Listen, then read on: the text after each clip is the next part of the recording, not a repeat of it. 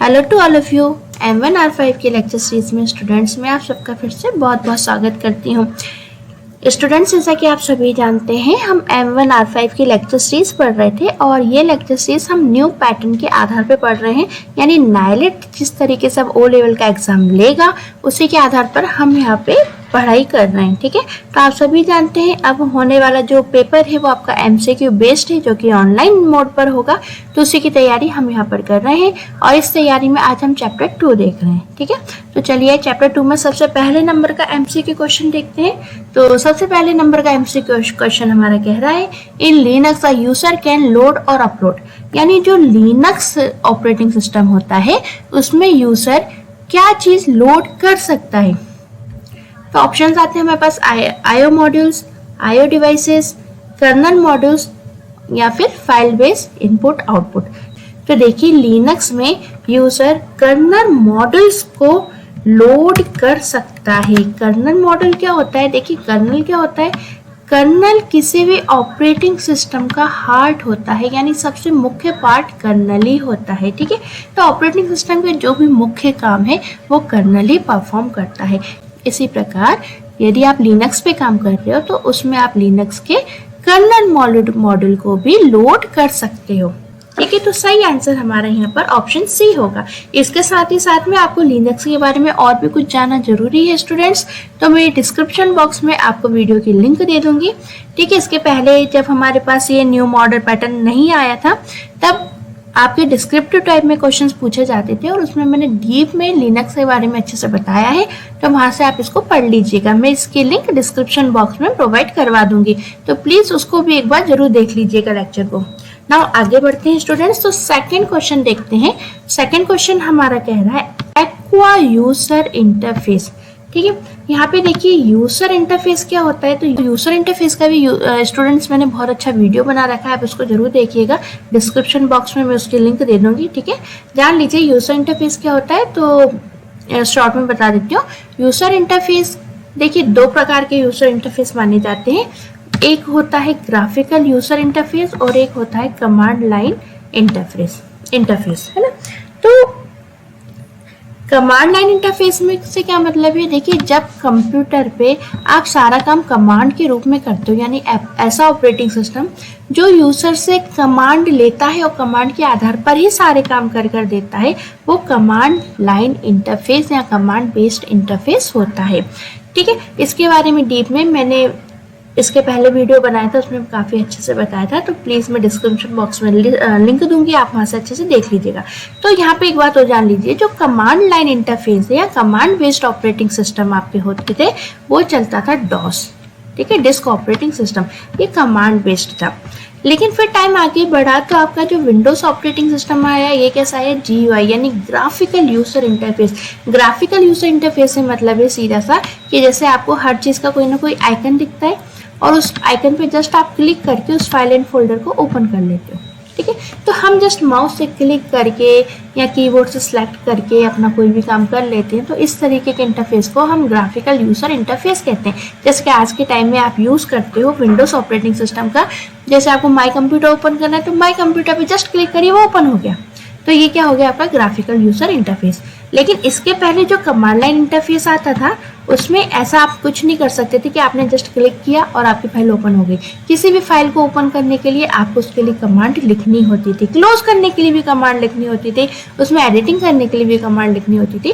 और graphical user interface जो है वो तो आपको सुविधा देता है, आप जस्ट माउस से क्लिक करो और उस फाइल एंड फोल्डर पर वर्क कर दो। ठीक है, तो इस तरीके के ऑपरेटिंग सिस्टम होते हैं। तो ऐसे एक ऑपरेटिंग सिस्टम है जिसको हम एक्वा यूजर इंटरफेस कहते हैं। तो ये जो एक्वा यूजर इंटरफेस है ये ग्राफिकल यूजर इंटरफेस की तरह ही होता है। यानी ये कह लीजिए कि जो एक्वा है वो भी एक प्रकार का ग्राफिकल यूजर इंटरफेस है जो कि मैक ऑपरेटिंग सिस्टम के लिए बना है। मैक ऑपरेटिंग सिस्टम यानी वो ऑपरेटिंग सिस्टम जो कि आपके एप्पल के मोबाइल फोन्स में चलता है, उसको हम मैक ऑपरेटिंग सिस्टम कहते हैं। ठीक है, तो जो एप्पल के मोबाइल फ़ोन में चलता है वो होता है आपका मैक ऑपरेटिंग सिस्टम। और मैक ऑपरेटिंग सिस्टम के लिए एक जो यूजर इंटरफेस बना है वो है आपका एक्वा। ठीक है, यानी ये पानी की थीम के आधार पर बना है, इसलिए हम इसको एक्वा यूजर इंटरफेस कहते हैं। तो यहाँ पे जो सही आंसर है आपका वो हो जाएगा आपका मैक ऑपरेटिंग सिस्टम। ठीक है, क्योंकि ये पूछ रहा है कि जो एक्वा यूजर इंटरफेस है वॉज अपियर्ड विथ। ठीक है, तो जो एक्वा यूजर इंटरफेस है वो किसके साथ दिखाई देता है, तो वो आपका मैक ऑपरेटिंग सिस्टम के साथ दिखाई देता है। तीसरे नंबर का क्वेश्चन देखते हैं। तो तीसरे नंबर का क्वेश्चन कह रहा है which of the following operating system does not implement multitasking truly. तो इनमें से कौन सा ऑपरेटिंग सिस्टम है जो मल्टीटास्किंग नहीं कर पाता। मल्टीटास्किंग से क्या मतलब है, टास्क से मतलब है होता है कि जैसे हम कंप्यूटर को कोई भी टास्क देते हैं ना परफॉर्म करने के लिए, बस वही टास्क, यानी हम जो कंप्यूटर को कार्य देते हैं वो टास्क है। जैसे हमने कंप्यूटर से बोला तुम गाने चला दो, है तो जो सॉन्ग है उनके ऊपर काम करने लग जाएगा, यानी आपको गाने सुनवा देगा। आपने कमांड दे दी, यानी आपने कोई मूवी चालू कर दी कंप्यूटर में, तो मूवी भी चलती रहेगी। आपने डॉक्यूमेंट्स टाइप करना शुरू करा तो कंप्यूटर आपसे डॉक्यूमेंट भी साथ ही साथ में टाइप करवाता जाएगा। आपने इसी बीच में प्रिंट की कमांड दे दी तो कंप्यूटर प्रिंट भी निकाल देगा। तो एक तरीके से आप कंप्यूटर को मल्टीपल काम दे रहे हो ना। आपने पहले बोला गाने चला दो, यानी आपने माउस से क्लिक कर दिया गानों का की प्लेलिस्ट, तो कंप्यूटर ने गाने भी चला दिए, वीडियो भी चला दिया साथ में यदि आपने आदेश दिया तो। आपने कहा कि डॉक्यूमेंट प्रिंट कर रहे हैं तो डॉक्यूमेंट भी प्रिंट करा दिया। आपने कहा प्रिंट निकालो तो प्रिंट भी निकाल दिया। तो आपने कंप्यूटर को बहुत सारे काम दे दिए ना, और कंप्यूटर इन सभी कामों को बहुत अच्छे से परफॉर्म कर रहा है। अब ये कंप्यूटर कैसे परफॉर्म कर पा रहा है, तो देखिए कंप्यूटर सिर्फ एक ढांचा है। बेसिकली कंप्यूटर के अंदर जो ऑपरेटिंग सिस्टम है वो ही इस तरीके के टास्कों को परफॉर्म करता है। जैसे कि आप मल्टीटास्क बोलते हो ना कि मल्टीटास्किंग सिस्टम है, इसका मतलब जो हमारा कंप्यूटर है उसके अंदर ऐसा ऑपरेटिंग सिस्टम है जो मल्टीपल टास्क को सपोर्ट करता है या मल्टीपल काम को करता है, इसलिए हम ऐसे ऑपरेटिंग सिस्टम को मल्टीटास्किंग ऑपरेटिंग सिस्टम कहते हैं। तो ये सब जो हो रहा है ना कि आप गाना भी चलाते हो, आप मूवी भी देखते हो, आप प्रिंट भी निकाल रहे हो, तो ये सारी चीजें सुविधा है ना बेसिकली आपको ऑपरेटिंग सिस्टम दे रहा है। ठीक है, तो ऐसा ऑपरेटिंग सिस्टम जो कई सारे काम को एक साथ परफॉर्म करता है या एक ही समय परफॉर्म करता है उसको मल्टीटास्किंग ऑपरेटिंग सिस्टम कहते हैं। ठीक है, तो अब ये पूछ रहा है कि इनमें से बताओ कौन सा मल्टीटास्किंग ऑपरेटिंग सिस्टम नहीं है। तो ध्यान रखिएगा MS-DOS। आप जो विंडोज ऑपरेटिंग सिस्टम चलाते हो ना, जो आज के टाइम में बहुत पॉपुलर है, पहले इसके पहले MS-DOS ऑपरेटिंग सिस्टम चलता था, यानी MS का मतलब हो गया यहाँ पे माइक्रोसॉफ्ट, DOS का मतलब हो गया डिस्क ऑपरेटिंग सिस्टम। ठीक है, सो MS-DOS एक ऐसा ऑपरेटिंग सिस्टम था जो विंडोज ऑपरेटिंग सिस्टम के पहले आया था। जो ऑपरेटिंग सिस्टम था ये सिंगल यूजर भी होता था और साथ ही साथ में सिंगल टास्किंग भी होता था। सिंगल यूजर मतलब एक ही यूजर इस पे वर्क कर सकता था। सिंगल टास्किंग का मतलब सिर्फ एक समय में एक ही काम करेगा। यदि आपने गाना बजाया तो सिर्फ गाना ही सुनोगे।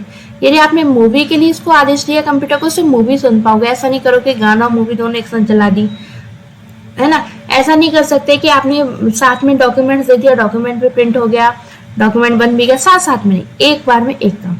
यदि प्रिंट दे रहे हो तो सिर्फ प्रिंट ही दोगे, डॉक्यूमेंट तैयार कर रहे हो तो सिर्फ डॉक्यूमेंट ही तैयार करोगे। ठीक है, तो ऐसा ऑपरेटिंग सिस्टम हमारा था MS-DOS। तो यहाँ पे MS-DOS सही आंसर रहेगा आपका। ओके, नाउ नेक्स्ट क्वेश्चन देख लेते हैं। तो नेक्स्ट क्वेश्चन आ रहा है हमारा ऑपरेटिंग सिस्टम मैनेज। अब बताओ ऑपरेटिंग सिस्टम क्या क्या चीजें मैनेज करता है। तो बेसिकली ऑपरेटिंग सिस्टम में जो हर चीज को मैनेज करता है आपके कंप्यूटर में। जैसे आपने अपने कंप्यूटर में कीबोर्ड लगाया, माउस लगाया, तो कीबोर्ड और माउस से काम कौन करवा रहा है, ऑपरेटिंग सिस्टम। आपने सिस्टम को कोई टास्क दिया, इनपुट के रूप में कोई डाटा दिया, तो उसको प्रोसेसर के पास कौन ले जा रहा है, ऑपरेटिंग सिस्टम। प्रोसेसर के पास से प्रोसेसिंग कौन करवा रहा है, ऑपरेटिंग सिस्टम। आउटपुट कौन दिखा रहा है आपको, बेसिकली आउटपुट का आप देख रहे हो मॉनिटर पे, है ना। जैसे आपने कोई भी चीज टाइप करी और उसका आउटपुट देख रहे हो मॉनिटर पे, लेकिन वो दिखा कौन रहा है, ऑपरेटिंग सिस्टम। तो सारे काम तो ऑपरेटिंग सिस्टम ही मैनेज कर रहा है आपके कंप्यूटर के। तो ऑपरेटिंग सिस्टम मेमोरी को भी मैनेज करता है, इनपुट आउटपुट डिवाइसेस को भी मैनेज करता है, प्रोसेसर को भी मैनेज करता है। तो ऑल ऑफ द अबव यहाँ पे सही आंसर आपका रहेगा। ओके, ना आगे बढ़ते हैं। नेक्स्ट क्वेश्चन आता है आपका operating system for mobile phone and tablets. अब आपको बताना है इनमें से मोबाइल और टैबलेट्स के लिए कौन सा ऑपरेटिंग सिस्टम होता है। तो यहाँ पे आ गया विंडोज ऑपरेटिंग सिस्टम। तो देखिए Windows operating system mobile phone और टैबलेट में चलता है, हाँ चलता है। देखिए विंडोज ऑपरेटिंग सिस्टम जो है वो आपके कंप्यूटर लैपटॉप पे भी चलता है, और ये विंडोज ऑपरेटिंग सिस्टम आपके मोबाइल फोन पे भी चलता है। जैसे एंड्रॉइड मोबाइल फोन आते हैं ना जिसमें एंड्रॉइड ऑपरेटिंग सिस्टम होता है, ऐसे माइक्रोसॉफ्ट के भी फोन आते हैं जिनमें विंडोज ऑपरेटिंग सिस्टम होता है। मीन्स मोबाइल में भी ऑपरेटिंग सिस्टम होता है, कौन सा, विंडोज। ठीक है, वो ठीक है। तो जो विंडोज ऑपरेटिंग सिस्टम है डेस्कटॉप कंप्यूटर पे तो काम करता ही करता है, साथ में ये मोबाइल फोन के लिए भी काम करता है। दूसरा एंड्रॉयड ऑपरेटिंग सिस्टम आप अच्छी तरीके से परिचित होंगे कि जो भी आजकल स्मार्टफोन अधिकतर आप जो लेते हो 80%, तो वो उसके अंदर कौन सा ऑपरेटिंग सिस्टम होता है, एंड्रॉयड ऑपरेटिंग सिस्टम। तो विंडोज ऑपरेटिंग सिस्टम भी मोबाइल और टैबलेट में काम करता है, एंड्रॉयड ऑपरेटिंग सिस्टम भी करता है। आईओएस ऑपरेटिंग सिस्टम है जो कि आईफोन में यूज होता है, ठीक है। सो आईफोन में यूज होने वाले ऑपरेटिंग सिस्टम को हम यहाँ पे iOS कहते हैं। सो यहाँ पे जो ऑप्शन डी है वो सही है, ऑल ऑफ द अबव यहाँ पर राइट आंसर रहेगा। आगे बढ़ते हैं तो क्वेश्चन नंबर 6 को हम यहाँ पर देख लेते हैं। क्वेश्चन नंबर 6 कह रहा है ऑपरेटिंग सिस्टम, ओएस लिखा है ना, ओएस का मतलब होता है operating system. Operating system does not boot itself when a system is, operating system अपने आप को बूट नहीं कर पाता जब सिस्टम किस अवस्था में हो, तो वो लाइक जब सिस्टम शटडाउन की अवस्था में हो, जब सिस्टम रीसेट की अवस्था में हो, जब सिस्टम चालू हो, या फिर सिस्टम को रीस्टार्ट किया हो गया हो। तो इनमें से कौन सा स्टेटस ऐसा है जिस समय ऑपरेटिंग सिस्टम अपने आप को बूट नहीं कर पाता? तो देखिए ये स्टेटस सिर्फ एक हो सकता है जब हमारा कंप्यूटर बंद है। जब हमारा कंप्यूटर बंद है तो ऑपरेटिंग सिस्टम बूट ही कैसे होगा? देखिए जब आप अपने कंप्यूटर को चालू करते हैं तो जब चालू करते हैं तब देखते होंगे कि इसमें क्या हो रहा है, ऑपरेटिंग सिस्टम पहले लोड हो रहा है, ठीक है। तो उसी प्रोसेस को जब हमारा कंप्यूटर सिस्टम चालू होता है ना स्टार्टिंग में, उसी प्रोसेस को हम क्या बोलते हैं, बूटिंग। तो ऑपरेटिंग सिस्टम बेसिकली क्या होता है, उस समय बूट करता है स्टार्टिंग में, क्योंकि ऑपरेटिंग सिस्टम ही कंप्यूटर के सारे काम को मैनेज करता है। तो स्टार्टिंग में ऑपरेटिंग सिस्टम ही क्या होता है, बूट होता है जब हम कंप्यूटर को चालू करते हैं। तो कंप्यूटर जब चालू होगा तभी तो ऑपरेटिंग सिस्टम बूट करेगा, लेकिन कंप्यूटर बंद है तब ऑपरेटिंग सिस्टम उसको बूट नहीं कर सकता, ठीक है। तो यहाँ पे शट डाउन जो है वो हमारा करेक्ट आंसर रहेगा। नेक्स्ट देखते हैं तो क्वेश्चन नंबर 7 आ गया। क्वेश्चन नंबर 7 कहता है डज उबंटू नीड एंटीवायरस? ऐसा इन्होंने क्यों पूछा, सबसे पहले ये जान लीजिए। तो देखिए ऐसा इसलिए पूछा है क्योंकि जो उबंटू है वो एक बहुत ही सिक्योर और सेफ ऑपरेटिंग सिस्टम है, यानी ऐसा ऑपरेटिंग सिस्टम है जिसमें जो वायरस से कम अटैक करते हैं या अटैक ही नहीं करते, ये मान लीजिए ना के बराबर अटैक होता है यहाँ पे वायरस का, ठीक है। तो उबंटू है जो बहुत ही सेफ और बहुत ही सिक्योर ऑपरेटिंग सिस्टम है। तो उबंटू ऑपरेटिंग सिस्टम जो होता है इसमें हमें एंटीवायरस की आवश्यकता नहीं रहती, तो जो बी है वो यहाँ पे सही आंसर रहेगा। क्वेश्चन नंबर 8 देखते हैं। क्वेश्चन नंबर 8 कह रहा है which of the following is an example of system software? आपको इनमें से बताना है कौन सा सिस्टम सॉफ्टवेयर का एग्जांपल नहीं है, ठीक है। तो पहला ऑप्शन कह रहा है ऑपरेटिंग सिस्टम। तो देखिए ऑपरेटिंग सिस्टम सिस्टम सॉफ्टवेयर के एक एग्जांपल है, ठीक है। तो ऑपरेटिंग सिस्टम जो है वो सिस्टम सॉफ्टवेयर की एक एग्जांपल है, ठीक है। सिस्टम सॉफ्टवेयर को हम यहाँ पे ऑपरेटिंग सिस्टम भी कहते हैं। फिर बात आती है लोडर और लिंकर की। तो देखिए लोडर और लिंकर भी हमारे सिस्टम सॉफ्टवेयर के ही भाग हैं, ठीक है। तो ऑपरेटिंग सिस्टम भी हमारे सिस्टम सॉफ्टवेयर का भाग है, या कह लीजिए कि सिस्टम सॉफ्टवेयर का एक दूसरा रूप है। लोडर लिंकर भी हमारे सिस्टम सॉफ्टवेयर के ही एक भाग है। देखिए जब सिस्टम सॉफ्टवेयर को हमने कंप्यूटर में इंस्टॉल करते हैं ना, तो बेसिकली ऑपरेटिंग सिस्टम है इसका उदाहरण। अब क्या होता है, ऑपरेटिंग सिस्टम के साथ साथ इसमें कुछ यूटिलिटी सॉफ्टवेयर भी आते हैं, ठीक है। यूटिलिटी सॉफ्टवेयर वो सॉफ्टवेयर होते हैं जो हमारे कंप्यूटर की उपयोगिता को और ज़्यादा बढ़ा देते हैं, ठीक है। यानी उपयोगिता को बढ़ा देते हैं, इसका मतलब यूटिलिटी को बढ़ा देते हैं, ठीक है।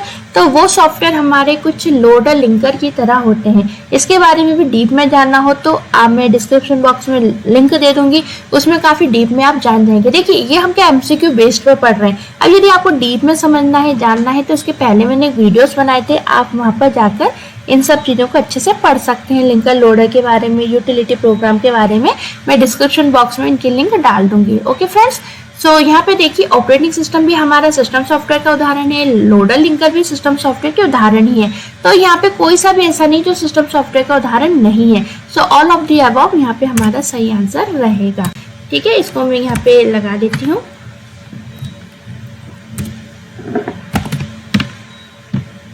नेक्स्ट क्वेश्चन देखते हैं। तो नेक्स्ट क्वेश्चन आता है हमारा Linux is a dash and dash operating system. बताइए लिनक्स किस तरीके का ऑपरेटिंग सिस्टम है? तो जो लिनक्स है वो एक multi user and multi tasking operating system होता है। यानी लिनक्स आपको सुविधा देता है कि आप इसमें मल्टी यूजर वर्क कर सकते हो, यानी कई सारे यूजर इस ऑपरेटिंग सिस्टम पे काम कर सकते हैं। साथ ही साथ में जो लिनक्स ऑपरेटिंग सिस्टम है वो मल्टीटास्किंग होता है, यानी कई सारे काम एक बार में एक साथ करने की क्षमता रखता है। तो जो बी है वो हमारा यहाँ पर सही आंसर रहेगा। ठीक है ना, आगे बढ़ते हैं। तो अब ऑप्शन आता है हमारे पास 1.10 यानी 10वां क्वेश्चन। तो 10वां क्वेश्चन कहता है what is the default file extension after dot in web file. ठीक है, देखिए जो आपकी वेबसाइट की फाइल्स होती है ना, यानी कि जो कि आपकी वेब फाइल होती है, ठीक है, तो उनका एक्सटेंशन नेम पूछा जा रहा है। एक्सटेंशन नेम का मतलब होता है, देखिए जब भी कोई फाइल होती है ना, जैसे मान लीजिए कोई सी फाइल है, ABC नाम की फाइल है, तो हर फाइल के बाद कोई ना कोई एक्सटेंशन नेम जरूर होता है। एक्सटेंशन नेम बताता है उस फाइल के बारे में कि ये कौन सी फाइल है। जैसे कि आपने MS वर्ड में कोई फाइल बनाई तो फाइल का नाम तो आप ही दोगे, लेकिन वो MS वर्ड की फाइल है तो उसमें डॉट के बाद लग जाएगा DOCX। इसका मतलब ये हो गया कि ये MS वर्ड की फाइल है, ये उसकी पहचान है। जैसे कि हमारे साथ होता है ना, हमारे नाम के बाद हमारा सरनेम लगता है, ठीक है, इसी प्रकार प्रत्येक फाइल के बाद उसका एक्सटेंशन नेम लगता है जो कि डॉट से सेपरेट किया जाता है। ठीक है, अब जैसे कोई फाइल है जो एक्सेल की है ना, उसका नाम भले मान लो आपने ABC रख दिया, भले उसका नाम आप खुद चुनते हो ABC, लेकिन वो एक्सेल की फाइल है तो ऑटोमेटिक उसका जो एक्सटेंशन हो जाएगा वो हो जाएगा XLSX। ठीक है, यदि बहुत ज़्यादा डीप में समझ में नहीं आ रहा तो कोई बात नहीं, ये MS वर्ड एक्सेल इनके बारे में हम आने वाले वीडियो लेक्चर में देखेंगे। तो इसी प्रकार जो आपकी वेबसाइट की फाइलें होती हैं उसका नाम तो कुछ भी हो सकता है, जैसे मान लो उसका नाम ABC XYZ कुछ भी हो सकता है, लेकिन वो हमेशा हमेशा डॉट के बाद HTML या फिर HT या फिर वो HTM के एक्सटेंशन से सेव होगी। ठीक है, सो ऑप्शन बी हमारा यहाँ पर राइट आंसर है। ओके फ्रेंड्स, तो ये थे हमारे आज के MCQ क्वेश्चंस। मिलते हैं नेक्स्ट वीडियो लेक्चर में। Bye bye.